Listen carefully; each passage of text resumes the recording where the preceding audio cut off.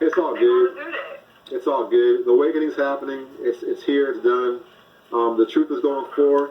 I'm gonna tell you one last story though, and then I'm gonna shut off. Okay, so I had a brother out on the East Coast in New York. I was talking to him about this information, and I tried to educate him about what's going on. And I was trying to tell him, like, man, look, Esau's not the European man like you think he is.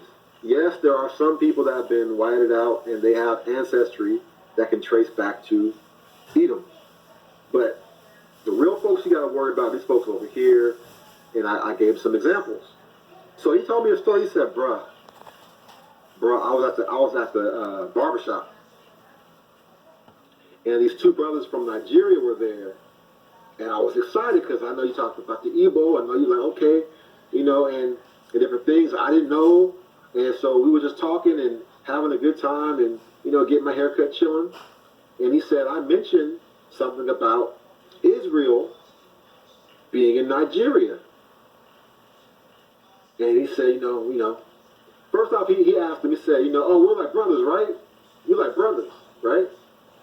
And the two men were like, they smirked at each other and were like, not quite. Not quite. Right? So he thought that was odd. So he followed up then, was like, oh man, I'm hearing that, Israel being in Nigeria.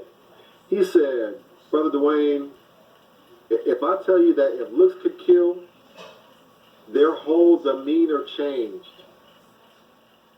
He said their whole demeanor changed.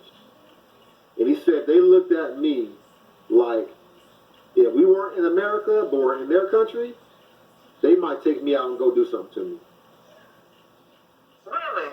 Yes. And I said, were they Muslim or Christians? He said they were Muslim. I was like, oh man, you messed up. There you go. I said, bruh, those were Edomites, yo. Those were Edomites. You were literally talking to descendants of Esau, Edom. So you over there talking about we brothers, and they like not quite.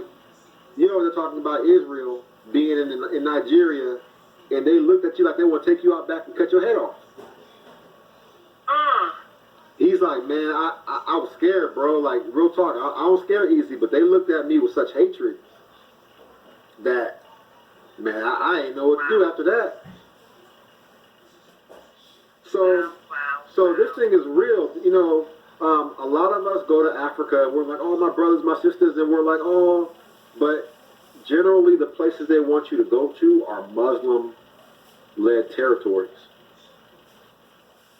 They're not trying to necessarily have you go to the places where your people are at. Like if you go to Nigeria, they may have you go to Lagos, maybe. But for the most part, our people going to West Africa, stuff like that. Whether you're in like Guinea, or Sierra Leone, or you're in other places like that, even Ghana, they're not really trying to take you to the places where your folks is at. They're taking you to the the attractions that are like, oh, look what the great Muslim empire did, or whatever.